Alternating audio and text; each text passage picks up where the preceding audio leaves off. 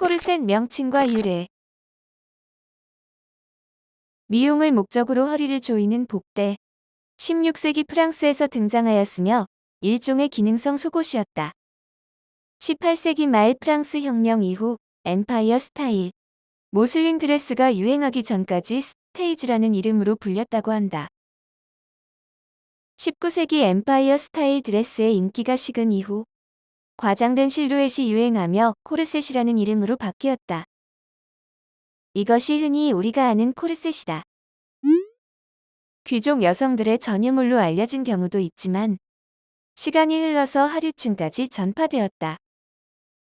코르셋 귀족과 하층민의 차이점. 보통 끈이 앞쪽에 달린 코르셋은 서민용, 뒤쪽에 달린 게 상류층용이었다. 드레스의 끈 부분이 허리선을 맞출 수 있다는 인식 때문이라고도 한다. 바람과 함께 사라지다라는 영화의 장면처럼 영화에서 메이드의 도움 없이는 끈을 당길 수 없는 장면을 본 적이 있을 것이다. 다만 하류층도 후면에 끈이 있는 코르셋을 사용하기도 했다. 혼자 당기는 효율이 떨어져 불편하지만 불가능하진 않았기 때문이다. 즉, 귀족과 하층민 모든 여성들이 아름다움을 표현하는 데 적극적이었다고 볼 수 있다. 서민과 상류층을 나누는 방법은 재단의 방식과 재질, 자수와 레이스 등의 장식에서도 차이가 났다고 한다.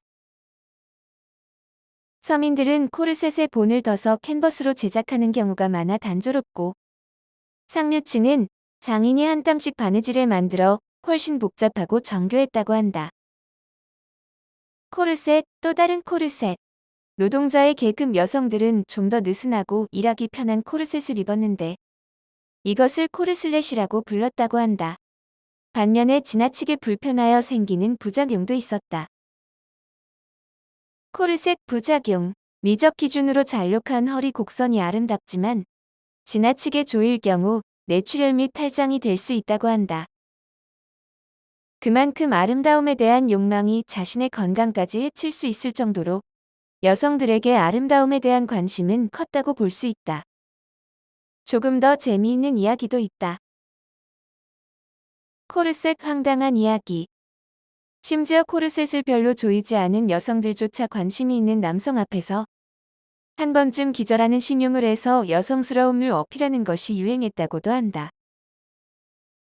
황당하지만 남성의 입장에서 자신이 관심 있는 여성이 기절하는 신용을 한다면 호감의 표시로 생각하는 경우도 있었을 것 같다. 그 밖에도 다양한 의류가 있었다. 우리가 흔히 아는 가터벨트이다. 그러나 우리가 알고 있던 것과는 그 기원이 조금 다르다. 독일의 철학자 이마누엘 칸트가 고안한 남성용 데님이었다. 양말이나 스타킹이 흘러내리지 않게 잡아주는 역할을 했고, 허리에 매는 벨트에 긴 띠가 달려 있었고 스타킹의 윗부분을 집어주는 방식이었다. 당시의 스타킹은 신축성이 없어서 쉽게 흘러내리기 때문에 가터링을 사용했다고도 한다. 이에 고정할 수 있는 뭔가가 필요하다고 생각하여 가터벨트를 만들었다고 한다. 남성용에서 시작하여 현재 여성용 스타킹이 나오고 변화하며 여성복으로 전환되었다.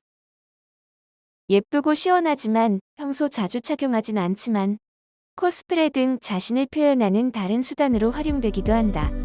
이처럼 아름다움을 표현하는 방식, 그 이전에 다양한 문화와 역사가 있다. 어쩌면 과거를 아는 자에게 패션을 선도할 수 있는 자격이 주어지는 것일지도 모른다.